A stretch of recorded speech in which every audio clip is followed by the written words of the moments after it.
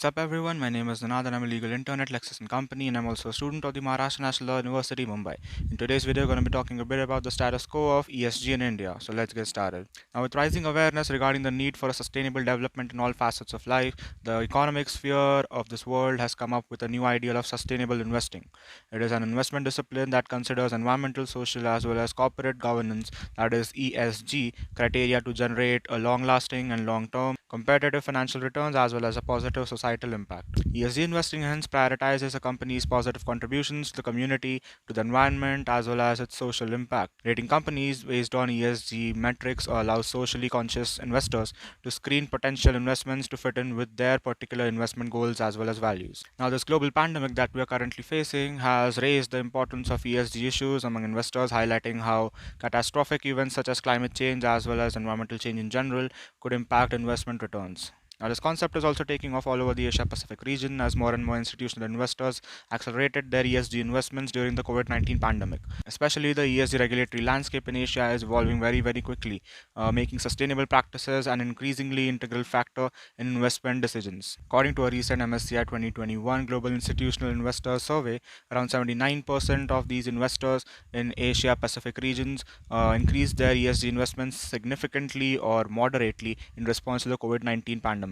Meanwhile, 57% of overall Asia Pacific investors expect to have completely or to a large extent incorporated their ESG issues into their investment analysis as well as decision making processes by the end of 2021. On the same lines, as per Morningstar, a record $5 billion was invested in sustainable funds all across Asia in the last 4 months of 2020, bringing the total record to around $25.4 billion, up by 131% as compared to the stats in 2019. But while a lot of regions throughout Asia are making steady progress in the field, the overall progress scale is quite imbalanced. While most of the major stock exchanges as well as regulators across Asia have issued ESG related reporting guidelines, it is still an incongruent patchwork of regulations and directives. As such, there is no single format of sustainability questions that can be answered and those answers universally utilized. In absence of such a generally agreed upon sustainability metric, investors have had to make do with scantily pieced together bits of local regulations, competing data vendors, and a multitude of differing standards of bodies. This in itself is the single biggest obstacle holding back the growth of the ESG investment in Asia. This view is supported by a 2019 study that found that data and scoring issues were the most dominant obstacles to further ESG integration in Asia. But looking ahead, one can certainly say that the road is completely brightly lit.